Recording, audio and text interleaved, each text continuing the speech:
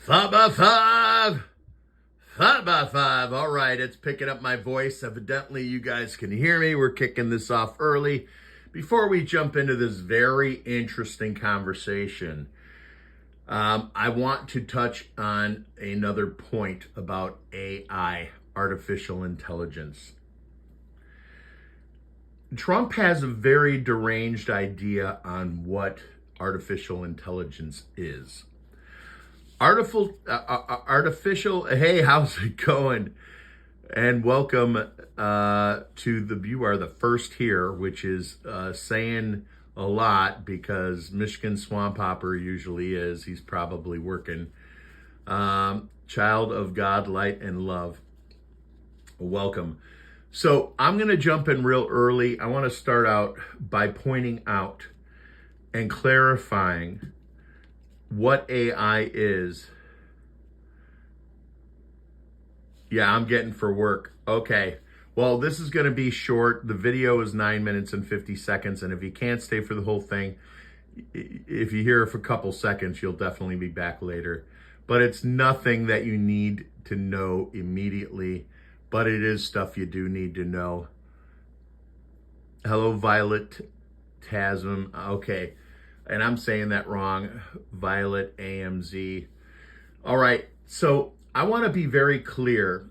And I don't believe that Donald Trump is under the understanding, or that I believe Donald Trump's understanding of what AI is what most people's understanding of what AI is. AI is nothing but a really fast search engine. And the limit of AI's intelligence is strictly related to the information available on the internet. I've had a disagreement, a literal argument with AI where they backed down and agreed with me 100% that their intelligence level is completely limited to what's available on the internet. The millions of books that are hard copy, hold in your hand objects are not a part of AI's intelligence. And that accounts for over 90% of the intelligence that we have or had here on Earth. For instance, if you go to my library, they got rid of, with the exception of the children's section, they have eliminated all the books in the library except for reference books, like the Encyclopedia of Matchbox Cars, or how to build a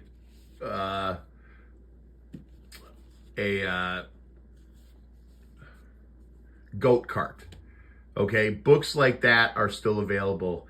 In my library itself, the adult part of the library, the top floor, is easily 85% DVD rentals or DVD videos that you could take out, which cover, if you want to watch first season of Full House, they got it. If you want to watch Different Strokes, they got it. If you want to watch Green Acres, they got it. But they don't have any of these other books that we used to further our intelligence. And again, none of those books are available to AI. So AI is not intelligent, and it's certainly not more intelligent than the dumbest people who enter information into the internet, because that becomes a part of the reference that's available to AI. So AI is nothing more than a very fast Google. There's nothing special about AI. The interesting thing, the one new thing that AI can do is that, and they don't do it very well, is that you can enter information into AI and ask it to create a picture based on the information that you give it. Very rarely does it hit the nail on the head. For instance, I was trying to make I like to put emojis in my phone in the style of Scooby-Doo from the 1970s. So I've done that with my family. I've done that with close friends.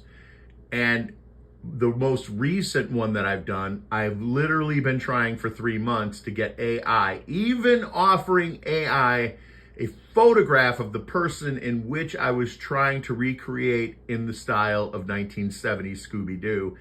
And it literally took over 30 tries before it got it right, even close. And I will say that they finally did hit the nail on the head. Anyone that knows this person can look at this picture and know that's that person. I mean, the cartoon is so well related to the person, but that's the only thing that AI has given us that we didn't have before. So please do not give AI any kudos or ever reference it as something that's useful. Artificial intelligence is only as smart as the dumbest person or the evilest person adding information to the internet. And that's God's truth. AI is a sham. It's a lie. It is complete 100% bullshit. Dar Daddy's in the house. Roberta S. is in the house. Deadpool's in the house. AI is only as good as the programmers. And even that, if we add the programmers are telling AI what to do, and what they're telling AI to do is to search the internet for the answer. So it's only as good as the biggest idiot that is entering information into the, for instance, the fact checkers. AI always sides with the fact checkers.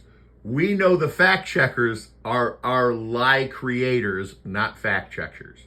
So I want to end on that. I'm also going to point out in the next few days 2 things. We're going to have our next call to the White House is going to be about holding General Milley responsible for the treason that he admitted to in his book, where he literally admitted to telling the Chinese, he admitted to treason. I told the Chinese that if Donald Trump does anything stupid, that I'll warn them first. That's treason. So while Donald Trump is running around trying to get Comey and all these people that are being protected by these activist judges that were put in by the deep state, I should say by the globalists, let's be more specific, that he's going for these long shots, just like we did during the 2020 election. They would go for the long shot. In the 2020 election, they were worried about the ballots coming in the back door and not the fact that the police kicked out the election watchers from and removed them from the process of watching the election to make sure it was safe and accurate. That's all we needed. That automatically ends the election.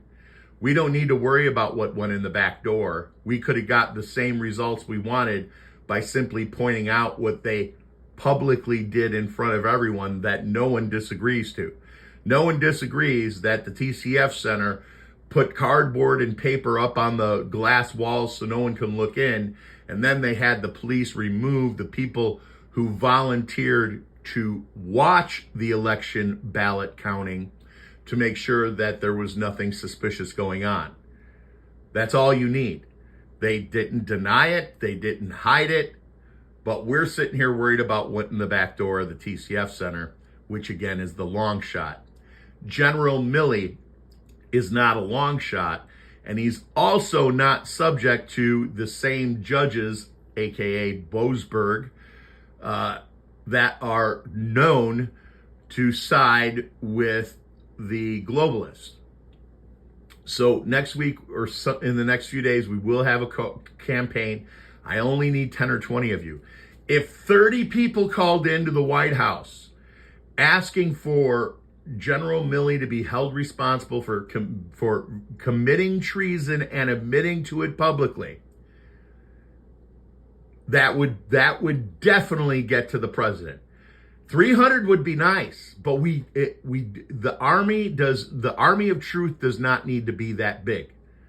But if you are a patriot and you love this country, you will spend 3 minutes making a very kind and loving phone call to the White House, asking Donald Trump to investigate the treasonous remarks made by Mark Milley. We'll do that all together, and we'll make an impact. And every single one, I can't say what network I'm watching this woman on, but this woman has confirmed that Donald Trump is speaking on Truth Social about the conditions and what's going on with Tina Peters. Hello. Hi, Thad. Hello, everyone. I'm going to jump in right now. Let's see. Deadpool says, I spoke to a person that was working on AI. I asked if they were using safety protocols, and he asked me, why would we do that? Oh, geez.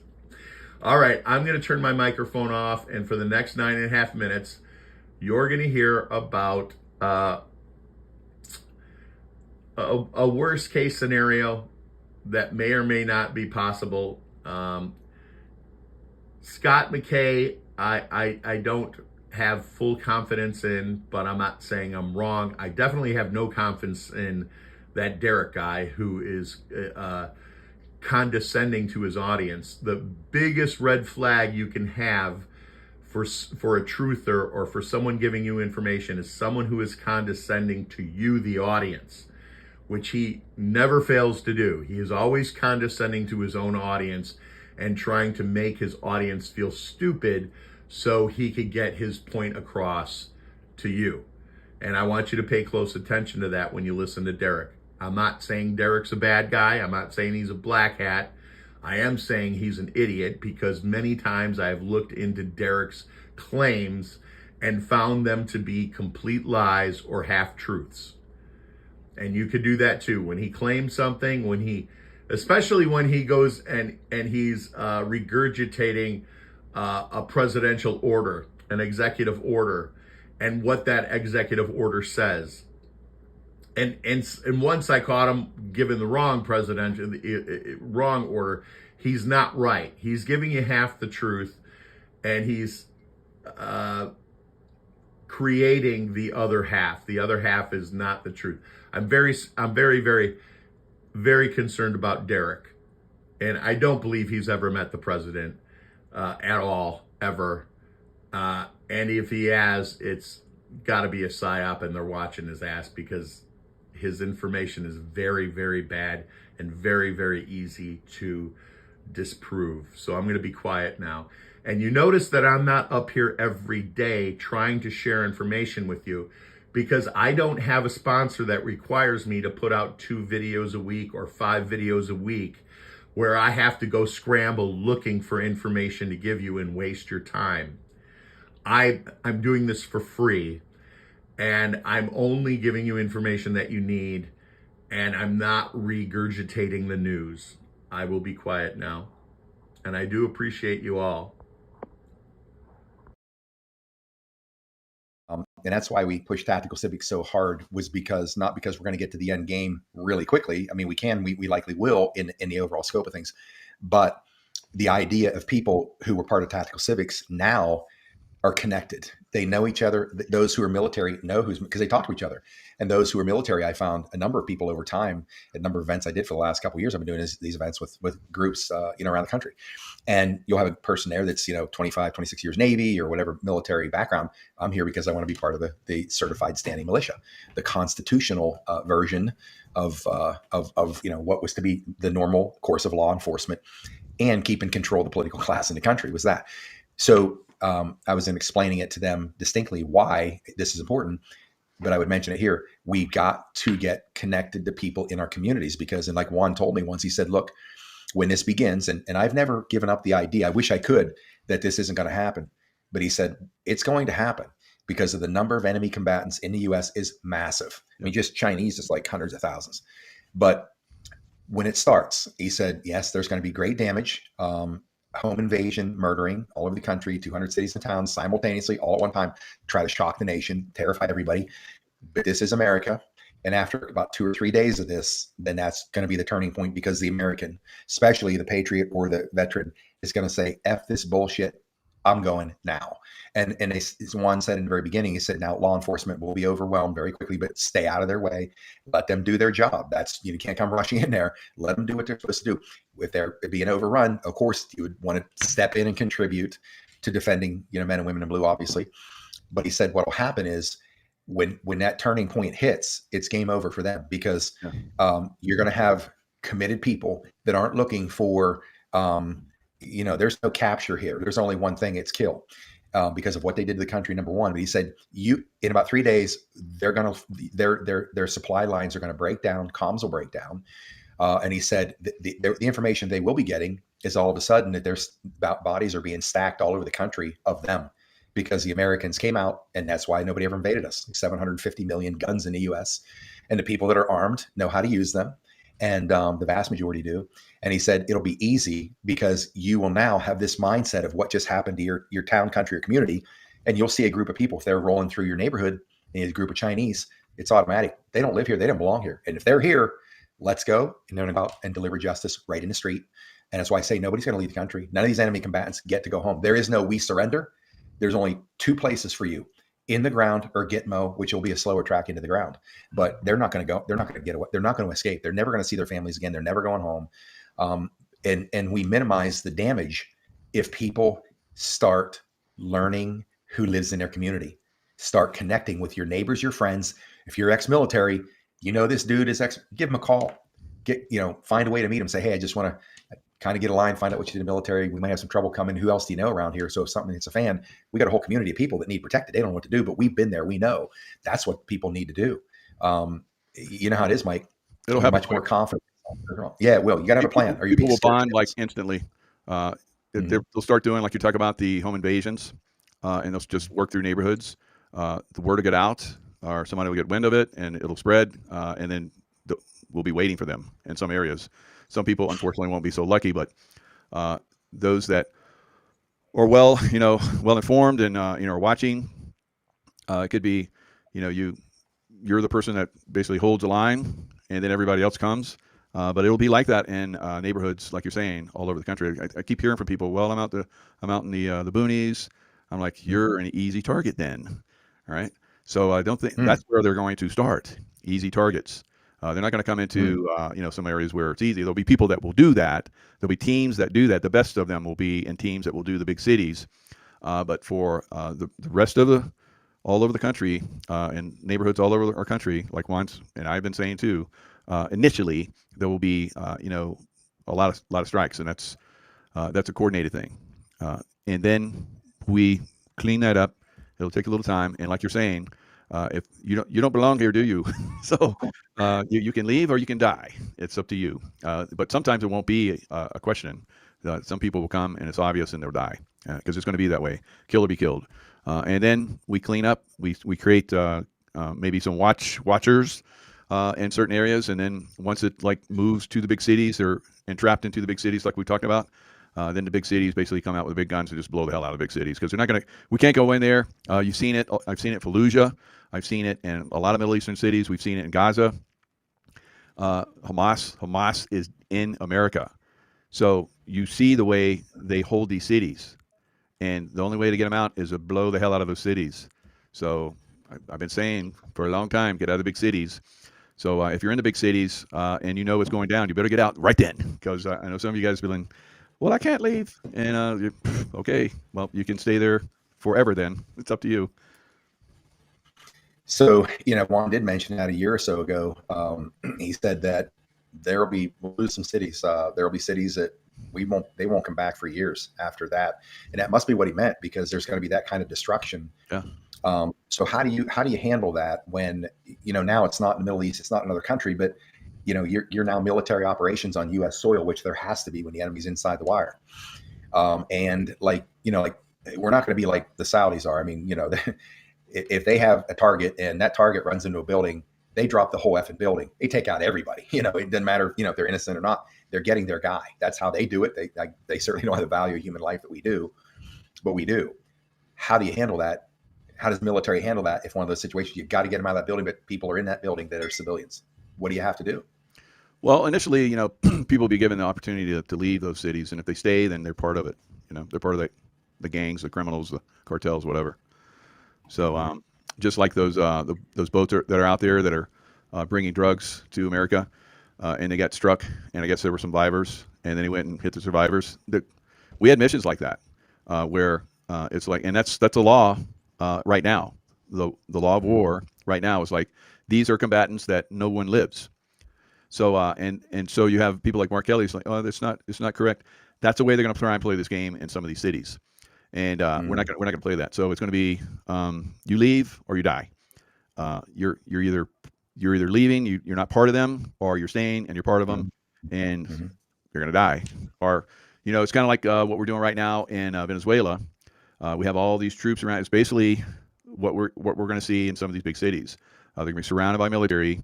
There'll be drones and stuff flying around, maybe doing a strike here and there when we know there's a legitimate target. It's not going to hurt anybody else. Just take out bad guys. And we'll just keep doing that for a while and wear them down, and then eventually it'll be all in. So that's what's happening right now in Venezuela. I think we're going to see the Venezuelans basically turn on them, and we're kind of waiting for that. We're probably feeding that as well. And that's the same thing that could happen in some of these cities. You know who the bad Democrats are, so you can live or you can die with them. One way to live is to take them out. So blood in the streets. So it's gonna be brutal. I've seen it. I've seen it in the Middle East. It's like it's crazy. You can't imagine how brutal it is. You see go by. I talk about how I use the intuition stuff, and I would remote view and I'd be like, okay, we're not going out right now, guys. Let's work on the vehicles. And there'd be a big boom. And it's like, okay. And then like the military would run up and down. Okay, it's all clear. We'd drive up the street, and they had hit like they were aiming for any military convoy or contractors like ourselves. And you'd roll by, and you would see a military vehicle like a Humvee or Bradley or whatever burning. And then you see next to it a family in a car, crispy, burned. It's horrible. But that's what we're going to see in our cities. And that's because we've allowed them to come in for years, right? We didn't push back. And we always had that opportunity. But they didn't listen to us, Scott. We were calling it, you, me, and Nino. But there's, there are a lot of people that are going to respond in a correct way. Maybe there's going to be millions that are lost. Be a big boom. And I talk about how I use it crazy. You can't imagine the streets. So it's going to be bad Democrats are. So you can live or you can die with them. That's the same thing that could be. The Venezuelans basically turn. Eventually, it'll be and they'll be surrounded by military. Okay, bad edit on my part there. I didn't realize that I was playing with the buttons. I should have cut that out. But you got the point. There was at no point, nowhere through this entire controversy did I believe that the situation would take care of itself inside the confines of law and justice. As I mentioned before, that is a major difference between Mountain Man and myself. Mountain Man and myself are both patriots. We both love America. And hello, Brian, and but we strongly disagree on how this is to be corrected. Since then, it has become painfully obvious that the judicial system is completely controlled by the globalists, and there is no way. The only way, because so many of the Republican and Democrat senators and representatives are beholden to the globalists. And when I say that, I'm including companies that are controlled by globalists and have globalist interests and have invested deeply into these politicians, that the only way Judge Boasberg is ever going to be removed for the treasonous actions that he has taken against the United States is by the people themselves. It's going to be hopefully the elite of the civilians. I'm not saying you or I. I am putting that upon the Michael Jacobs of the world. And Scott McKay, I don't know if he served, maybe he did serve, I believe he served. People with that experience, physically, kinetically removing Judge Boasberg from the bench. That is the only way we're going to win America. We know, we all have, because Donald Trump has not gone after General Milley for printing in a book that he has contacted China and explained to them if Donald Trump does something stupid, he will not obey those orders. And then he regurgitates it publicly, verbally out of his own mouth, and he's still walking around a free man, and he's the easiest target of all, by far, the easiest target, most likely to be convicted for his crime by a military court, and it has yet to happen. I don't believe it's going to happen. I have very little doubt. We're this far. We're 1 year and 1 month into his, we're actually 9 months. He was elected in November. So we're 10 months into his presidency, or 12, I guess we are. We're there. We're pretty close to a year into his presidency. And he has failed to have anyone arrested. Is Kash Patel? I was the biggest Kash Patel supporter in the world. I would have wore a t-shirt with his face on it every day for months if I had one at the time. My faith in Kash Patel is zero. My faith in Dan Bongino is zero. Do I believe Dan Bongino is acting under his own will? No. Do I believe that he's controlled by a larger source? Yes.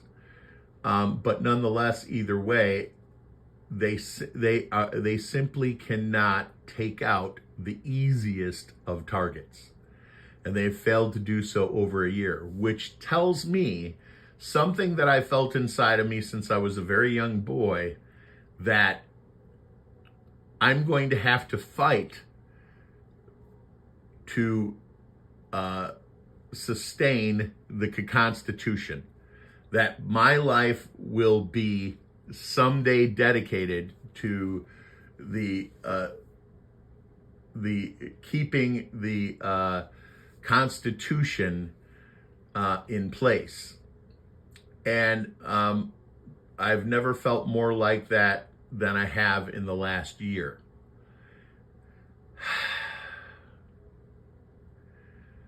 I don't know why the Republicans, and I'm including Donald Trump in that, take the long road to the closest distance away. And it concerns me greatly.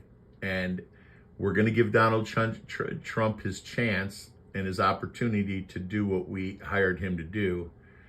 But nonetheless, there's no way we can allow this country to be taken back by the globalists, whether they're Republican or Democrat. And we are literally on a thread, and I don't want to bum anyone out. And that is truly one of the reasons why I keep my mouth shut and I don't do a lot of videos, because I don't want to spread a bunch of fear because of my own beliefs, which I pray are wrong.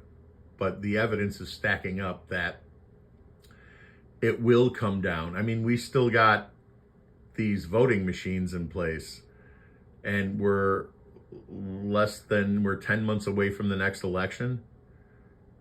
And they're going to be printing ballots in March and April to go through these machines. And we haven't fixed that yet. That's a strong concern to me. A very strong concern to me. And it's to the point now where I'm actually doubting Donald Trump's ability to do anything about it. I mean, I know Donald Trump Jr. knows everything we know. Everything we know to be true, he believes is true. Why doesn't he sit down and talk to his dad? I don't know. But we cannot allow the Democrats to take over. And as I said before, in 2016, if a globalist politician ceases to exist weeks before the election, their opponent wins automatically. But after the election, and say they get COVID, and God forbid COVID kills that globalist politician, they just get replaced by another globalist politician from the state in which they were representing. So it's a lose-lose. Taking out a politician right now is useless. I mean, of course, there is fear that could build up in globalist, treasonous traitor politicians that say, you know what? I don't want that job. I don't want Ilhan Omar's job. I don't want Swalwell's job. I don't want to be the third guy that doesn't make it home for Christmas. That is, but that's a lot of work to get to that.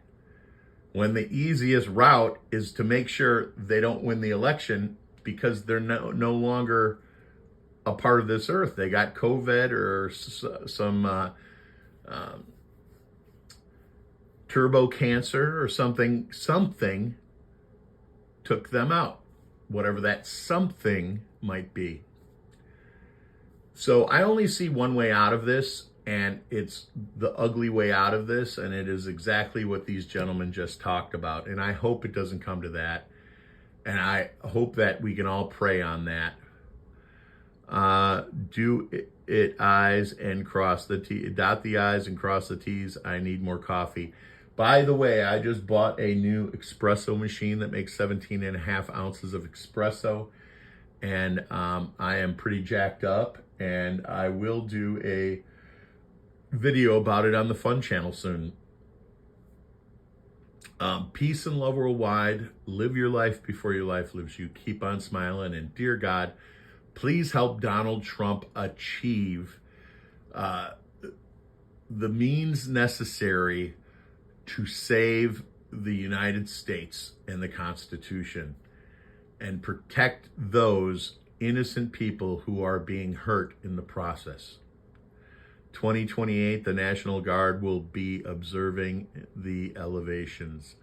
Thanks for the info, Red. Peace and love worldwide, y'all. You will hear from me soon. I do want to do a video on Ilhan Omar and Sticks and Stones May Break Our Bones and talk about how they are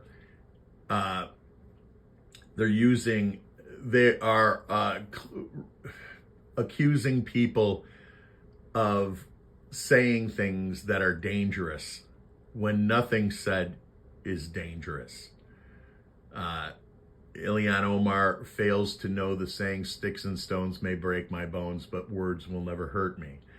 And millions of generation millennials and Generation Z, they don't know that saying. I just asked a 10-year-old that yesterday, and his answer, the way he said, yes, I heard that before, but I didn't believe him by the look on his face. So ask young people around you, have you ever heard the saying, sticks and stones may break my bones, but names will never hurt me? Because that is the core of the idea that opposes them saying that removing Somalians from the United States is hate speech. No, it's not. It's not hate speech. And even if it was hate speech is legal. And you guys have failed to assimilate, and you have become a drain on our society, and we need to simply remove you. No offense. Go back to where you came from. You're not welcome here. America is the only country on the planet that has ever openly opened their arms and lovingly accepted anyone.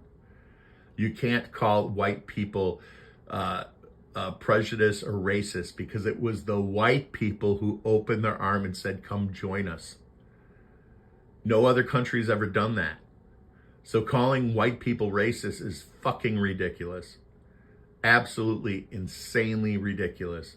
Because Ilhan Omar is only here because white people opened their arms and lovingly said, come here and join us. They just failed to join us. They did come here. Peace and love worldwide. Live your life before your life lives you, and keep on smiling.